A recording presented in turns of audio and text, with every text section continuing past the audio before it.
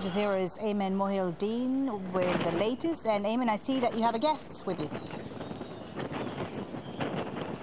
That's right. You know, one of the things we've been talking about the past few days is that if there's one thing that all of these protests have done is that they have united all Egyptians of all walks of life. So we've seen the young, the old, Christians, Muslims.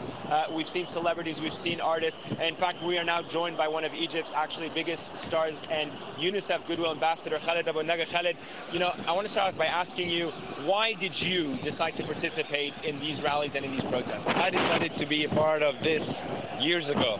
Years ago, when young Egyptians on Facebook and Twitter started communicating, saying we cannot live like that. This is not a government that can govern a country like Egypt or any country. And look what happened. They're trying to hijack a country.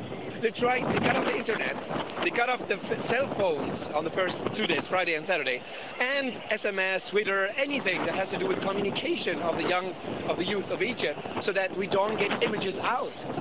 What kind of a government, what kind of people that govern that way? They should not even be able to run a coffee shop, not a country. It's ridiculous that in 2011, a country supported by the United States, supposedly that country called a very stable country, a very stable government. This is how they deal with this crisis.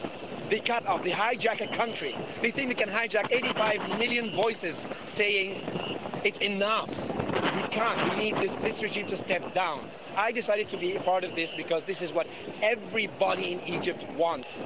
Not only today, it's been years.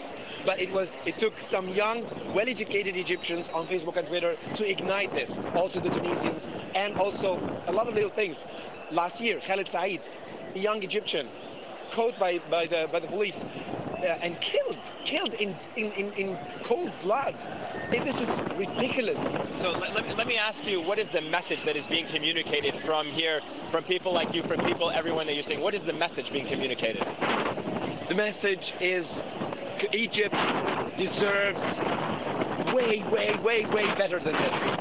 Egypt should have been one of the countries that is giving the whole world much more than this, giving them culture, giving them everything, part of a bigger economy, a better life for these young Egyptians. They deserve better, and they know it.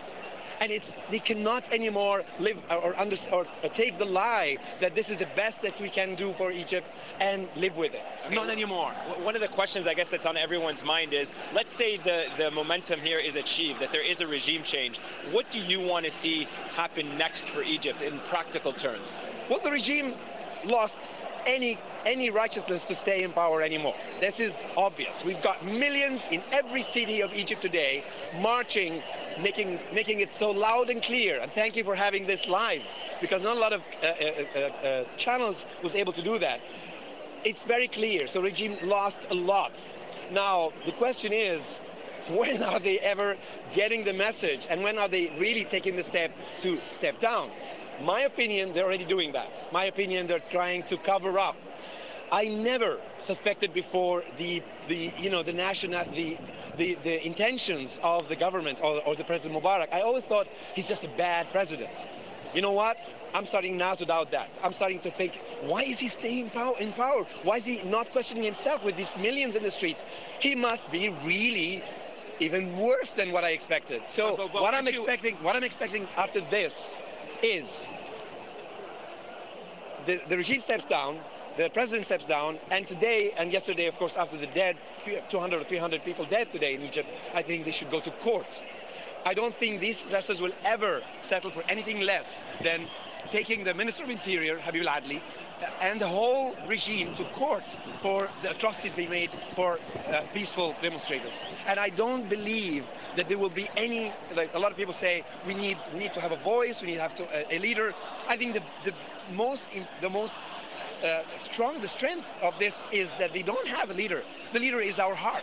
The leader is what we really believe in. Let me ask you just one last question. Are you optimistic about Egypt's future after today? Are you going to all be concerned? Absolutely. This is it. I'm so happy this happened, because from now on, Egypt has a complete different sense of the people of Egypt belong to this country now. So it changed. Okay.